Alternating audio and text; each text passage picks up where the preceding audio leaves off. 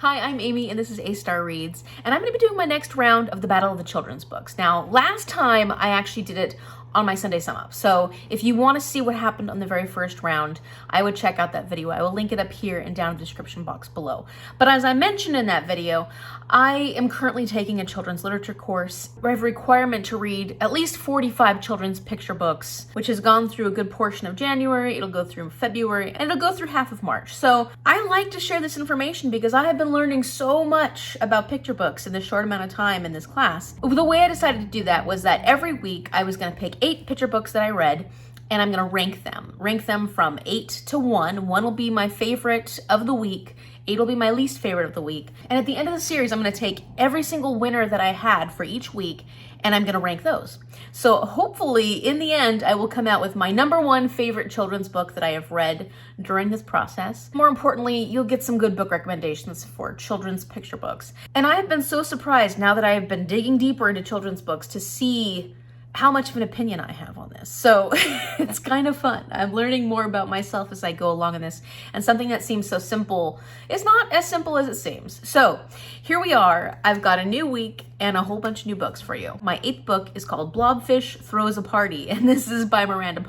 I actually picked this book up because Martine from Just Martine recommended one other of Miranda Paul's books, and I couldn't get that at the library. I couldn't find it on the online database we're using for school, but I was able to find other books by Miranda Paul. So I was like, oh, Blobfish Throws a Party. That sounds like a fun one. And it was fun. It was cute. It was not that deep. That's funny. Because it's about a blobfish and they're in the deepest parts of the ocean.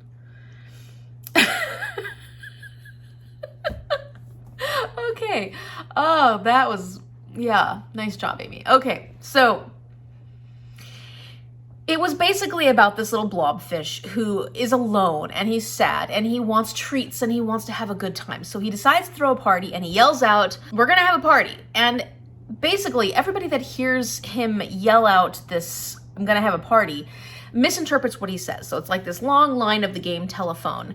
It doesn't exactly turn out the way he wanted to. But of course, as you can imagine, in the end, things do work out in a different sort of way. It was very colorful. I could see kids loving this and reading it multiple times. So I would recommend this if you're looking for something that doesn't have a lot of emotional depth, but is a fun and colorful read that I think kids would really just have a lot of fun with. Book number 7, I'm gonna go with Wolf in the Snow by Matthew Cordell. This is a wordless book, meaning it just is told in pictures. You don't actually have words unless it's like sound words. Here you go, there's the sound words. I liked this book fine. The art was good. It just wasn't as compelling to me as some of the other ones. I do think wordless books are really important. They would be really fun to talk about in class because this gives children an opportunity to make up their own story and basically look at the pictures and figure out their own narrative, or at least describe what's going on in the illustrations. So they get an opportunity to look at the art more, which is important. It was nice. It just wasn't quite as compelling as I hoped for, especially considering it was a wordless children's book. So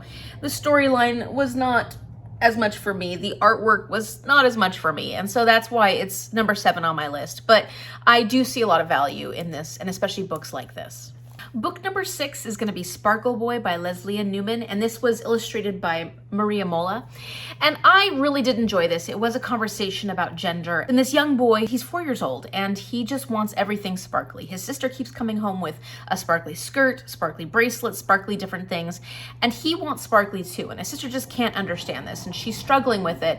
But the family's like, you know, he wants sparkly, that's okay. I think this book brings up a great conversation, especially to introduce gender to students within school and societal norms, what society views as normal for gender. I saw a few Own Voices perspectives on this that were a little frustrated with the fact that it was overdone, but also that it perpetuated bullying within this community. And so I can see that, but I also can see where it's a good starting point for having conversations. I thought the artwork was really cute. The reason it's not higher up on the list for me is that I liked this, but it really wasn't as compelling to me as other books that I have read that have a similar theme. So it was good. It was really good, and I recommend it, and I think it's really cute, but I just don't know if this is necessarily a book that kids would want to reread over and over again. And I think that there may be other representations of this same subject matter that I might just enjoy a little bit more. All right, so book number 5 was an interesting choice for me because I did like this book. I thought it was good and the art was fantastic, but the prose itself wasn't anything I was crazy about. So I chose Keeping the City Going by Brian Flocka, and this is a nonfiction book about what was going on in New York City during the pandemic. So basically when the city shut down and the city that never sleeps was completely quiet, and how that was affecting a lot of the residents, but also it's about the people who were keeping the city going. So this book is a lot of pictures of vehicles, transportation, different people who work in industries where they had to kind of keep the city going. And they still had to work and put their lives at risk. The artwork in this is stunning. I feel like Brian Flocka is doing an incredible job with all of the art. And he was basically observing during the pandemic. He'd go out, he'd observe, and then he would create the pictures for this book. And it really is meant to share his experience, but also the experience of all the people in New York. Then also, it was a gratitude book. Like, this book really was meant to be gratitude, like to thank the workers that were out there still doing the work. And I loved the art, and I could see kids, especially kids who love vehicles and love just looking at pictures, would really, really love this. The prose itself was very simplistic, and it wasn't my favorite writing. And so that was a little, there was a little wanting. I feel like this almost could have been just a wordless book. Like, you could have just put pictures and not actually had any prose, and I think it might have actually been more compelling. I think that this is valuable for especially talking about history when you're expressing to children in the future about COVID. This would be a good example to use for that because it does get those feelings across. In fact, there were a few times that I felt a little choked up because of my own experience within the pandemic. We will all have this experience at this point, and it's a little unnerving. Would kids want to reread this? I'm not sure. Like, it feels like a tribute to the people of New York. It doesn't necessarily feel like it was meant to really be for children, to educate them. I mean, there are a few parts in here that are saying the kind of anxiety children were dealing with, but not necessarily to the extent that I would have wanted to if it was more of like these are the emotions and feelings I was having during the pandemic. So I don't know how to explain that better, but it was good. It was a good book, just not my favorite content-wise for children, I think. All right, book number 4 is The Seed of Compassion, Lessons from the Life and Teachings of His Holiness the Dalai Lama by His Holiness the Dalai Lama. The artwork was by Gauld. So this is a book basically about the upbringing of the Dalai Lama and how he learned compassion from a very young age from his mother and his family and where he lived in Tibet. And then it just kind of talks a little bit about his experience when he goes into the monastery and then becoming the Dalai Lama and his goal of sharing compassion with the world, because that is the most important part of his work for him. And the artwork is gorgeous in this. And there were some elements of this, especially when he was a child, that I felt were pretty compelling. The story, the narrative element of it was really compelling. Towards the end, it really is talking more about compassion and the work that Dalai Lama has been doing. And I think although this is important information and it's very valuable, I'm not sure if children are going to be as interested in this story. And I feel like to really get something out of this book, you would need to read it with them and stop and talk about parts of it, which would be very valuable and very useful. It's good to talk about different elements of spirituality, although this is more about compassion and a secular perspective of compassion. So that is nice because I think it can reach a broader audience. I just don't know if a lot of kids are going to be really excited about this book. The artwork is beautiful and the message is wonderful, but I would be interested to see how kids react to it. And that's a bit of a bummer for me to say because I really do like the Dalai Lama. I've read another book by him and I do think that his messages are beautiful and very important. And I love his feelings about compassion. I just don't necessarily know if he should have been the person writing the book. If he had been writing it with someone else, maybe they would have brought a little more of a story into it, so that kids would be more engaged. So book number 3 is an historical fiction, and this is The Rope, a story from the Great Migration by Jacqueline Woodson. And I actually listened to this on audiobook, and the audiobook was so incredible. The narrator had such a beautiful melodious voice. She spoke this children's book gorgeously. And then I liked the music and the sound effects they included. I thought this was a fantastic audiobook. And this was such a beautiful story about the Great Migration, a great opportunity to bring a part of history that most children don't read about or learn about very often, and done so beautifully. And this really did focus on family. This is about a piece of rope that came into the life of the narrator's grandmother. Her grandmother used it for jump rope when she was a child. They used it for different purposes, including tying all their luggage onto the car when they moved to the north during the Great Migration. And then her mother got the rope. She used it for playing and jump rope and when she did different things. And then this rope was passed on to the narrator, who also used it as a jump rope, but then they used it for different things as well. And the rope itself carried this story of this whole family line and the things that they went through, the struggles they went through, but then also the very high points of their life. And it was so beautiful. And gosh, I'm really starting to love Jacqueline Woodson. I've read maybe 2 other of her children's books, her picture books. She's incredible. So if you get a chance to check out Jacqueline Woodson, I'm a huge fan at this point, and I'm going to be trying to get all the rest of her books read at some point, because I just think that she's a great writer. She's a great children's book writer. She really sees emotions and feelings, and she expresses herself so well. And so if you get a chance to read this one or listen to this one, I recommend it. I listened to it on audiobook because I had such a hard time getting my hands on it. Even my library only has it on audiobook. Scribd only has it on audiobook.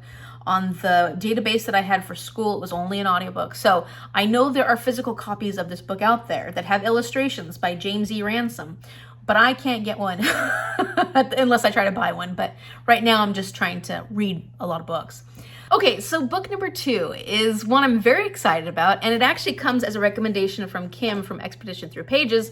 So thank you, Kim, for recommending this. It became one of my favorite books this week, and that is I Want My Hat Back by John Klassen. This book was incredible, and it's dark humor. So at first I was like, oh wow, you know, and it was funny to me, and of course I think that kids can handle more than we give them credit to handle, but it was definitely dark. So the more and more I read through the story, the more I was impressed, because I did read it a couple of times thinking, how can I think about this from an educator's perspective? And there was so much about this, and I really ended up being impressed by the brilliance of this, but the brilliance of John Klassen, because I think this is actually a perfect book for children. There's so much symbolism in the art and in the way things are written, and I think that if you're looking at a whole book approach, meaning talking about the art as well as the design of this, kids could really get into this. There's so much they could figure out about this story and learn about this story through more than just the words, through looking at the way it was laid out, through looking at the decisions that the author made.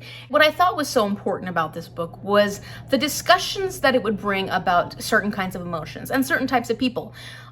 We think of good people in one way. They only do good things. But sometimes really good people, or people who come across as being really good, can do really bad things or make really bad decisions because of emotional outbursts or something that can happen to them that affects them. So they make bad choices. And that really was the whole point behind this book. You know, this bear becomes very emotional at one point, and he makes a really poor choice because of it.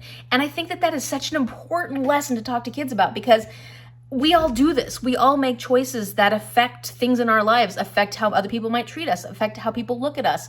And we also need to be able to look at those emotions and be able to feel them without having outbursts and reactions that are dark.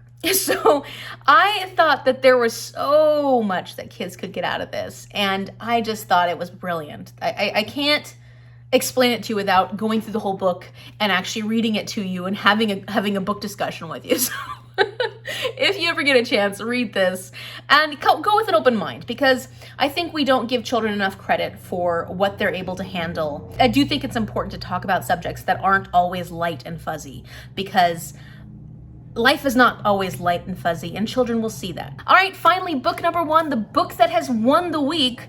I'm so excited about this book because I loved it so much. I love the art. I love the story. I loved that it was something so different in children's books that I haven't read so far. Maybe it's just because I haven't picked up enough books like this, but it's a picture fantasy book. And this was so cute. It's called The Little Wooden Robot and the Log Princess by Tom Gauld. And this is a fairy tale fantasy book, which, you know, it just, oh gosh, this was So freaking cute. And it's about this king and queen who don't have children and they want to have a family. And so they have a witch create them a log princess, and they have an engineer create them a little robot. So these are siblings and they love each other and they're trying to take care of each other. And because of a moment of a little bit of selfishness, things go wrong. And our little robot has to go on an adventure to try and save his log princess sister. The artwork in this was just gorgeous. There was so much about this story that I loved. It was whimsical and fun, and if you get a chance to pick this up, even if you're an adult, I say pick it up. I think you'll enjoy it. I think this is a book that could be for any age because it is just so darn fun, and the artwork is so freaking cute. Like, everything about this I loved. So if you have a chance, pick up the little wooden robot and the log princess. This is my winner. This is my winner. It was so cute. All right, so that's it for week 2 of the Battle of the Picture Books. I'm really excited about the book that won this week. I'm really, really excited. So that's going to be a hard one to top at the end, at the very, very end. So we'll see how it goes.